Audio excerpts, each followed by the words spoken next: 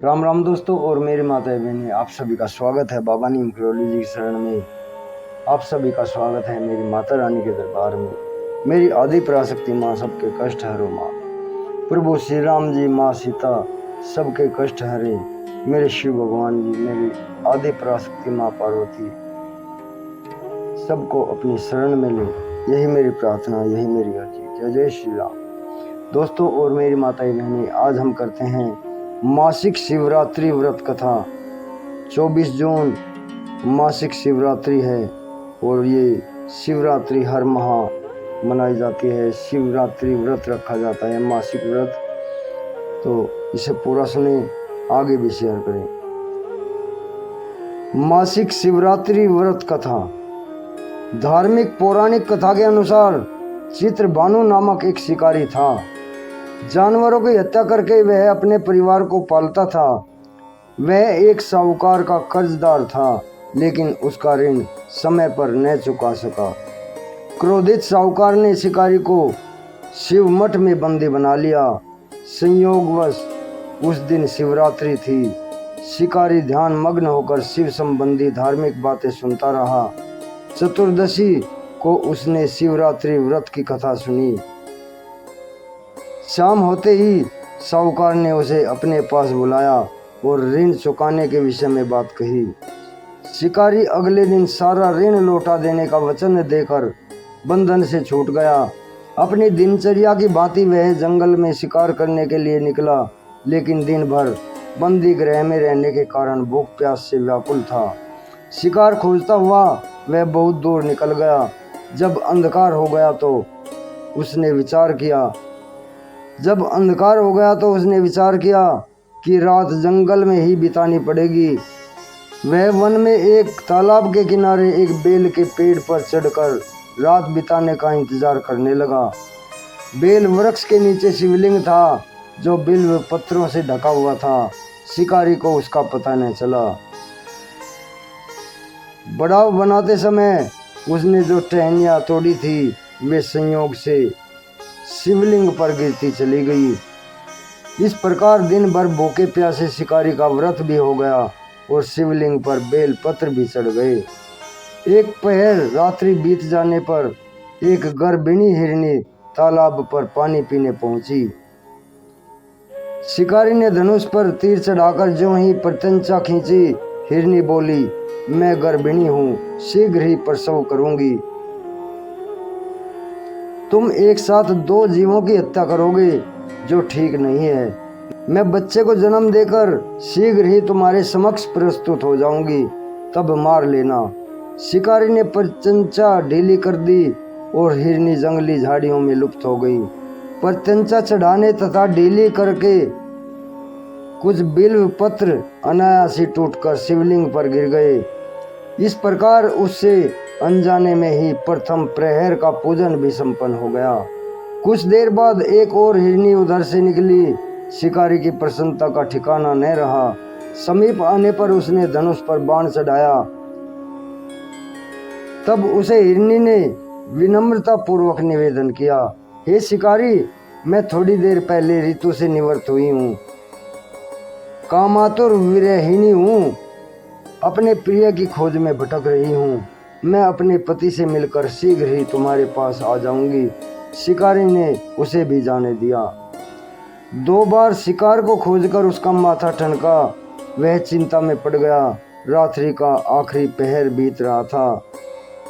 इस बार भी धनुष से लगकर कुछ बेलपत्र शिवलिंग पर जा गिरे तथा दूसरे प्रहर का पूजन भी संपन्न हो गया। तभी एक अन्य हिरनी अपने बच्चों के साथ उधर से निकली। शिकारी के लिए यह स्वर्णिम अवसर था। उसने धनुष पर तीर चढ़ाने में देर नहीं लगाई। वह तीर छोड़ने ही वाला था कि हिरनी बोली, हे शिकारी, मैं इन बच्चों को इनके पिता के हवाले करके लौट आऊंगी। इस समय मुझे मत मारो। शिकारी हंसा और बोला, सामने आए शिकार को छोड़ दूं? मैं ऐसा मूर्ख नहीं हूँ। इससे पहले मैं 2 बार अपना शिकार खो चुका हूँ। मेरे बच्चे भूख प्यास से व्याग्र हो रहे हैं। उत्तर में हिरनी ने फिर कहा, जैसे तुम्हें अपने बच्चों की ममता सता रही है, ठीक वैसे ही मुझे भी। हे शिकारी, मेरा विश्वास करो, मैं इन्हें इनके पिता के पास छोड़कर तुरंत लौटने की प्रतिज्ञा करती हूँ। हिरनी का दुख भरा स्वर सुनकर शिकारी को उस पर दया आ गई। उसने उस मुर्गी को भी जाने दिया। शिकार के अभाव में तथा भूख प्यास से व्याकुल शिकारी अनजाने में ही बेल वृक्ष पर बैठा बेल पत्र तोड़ तोड़ कर नीचे फेंकता रहा। वो फटने को हुई तो एक हष्ट पुष्ट मृग उस रास्ते पर आया। शिकारी ने सोच लिया कि इसका शिकार वह अवश्य करेगा। शिकारी की तनी प्रत्यंचा देखकर मृग विनती स्वर में बोला। शिकारी की तनी प्रत्यंचा देखकर मृग विनीत स्वर में बोला, हे शिकारी, यदि तुमने मुझसे पूर्व में आने वाली 3 मुर्गियों को छोटे छोटे बच्चों को मार डाला है तो मुझे भी मारने में विलंब ना करो, ताकि मुझे उनके वियोग में एक अक्षण भी दुख न सहना पड़े। मैं उन हरणियों का पति हूँ। यदि तुमने उन्हें जीवन दान दे दिया है तो मुझे भी कुछ अक्षण का जीवन दान देने की कृपा करो।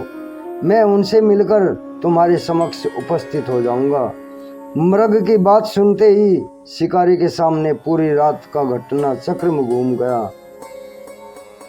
मृग की बात सुनते ही शिकारी के सामने पूरी रात का घटनाक्रम घूम गया। उसने सारी कथा मृग को सुना दी। तब मृग ने कहा, मेरी 3 पत्नियां जिस प्रकार प्रतिज्ञाबद्ध होकर गई हैं, मेरी मृत्यु से अपने धर्म का पालन नहीं कर पाएंगी। अतः जैसे तुमने उन्हें विश्वास पात्र मानकर छोड़ा है, वैसे ही मुझे भी जाने दो। मैं उन सब के साथ तुम्हारे सामने शीघ्र ही उपस्थित होता हूँ। शिकारी ने उसे भी जाने दिया। इस प्रकार प्रातः हो गई। उपवास, रात्रि जागरण तथा शिवलिंग पर बेल पत्र चढ़ाने से अनजाने में ही शिवरात्रि की पूजा पूर्ण हो गई। पर अनजाने में ही की हुई पूजन का परिणाम उसे तत्काल मिला। शिकारी का हिंसक हृदय निर्मल हो गया। उसमें भगवत शक्ति का वास हो गया। थोड़ी ही देर बाद वह मृग सपरिवार शिकारी के समक्ष उपस्थित हो गया ताकि वह उनका शिकार कर सके। किंतु जंगली पशुओं की ऐसी सत्यता, सात्विकता एवं सामूहिक प्रेम भावना देखकर शिकारी को बड़ी ग्लानि हुई।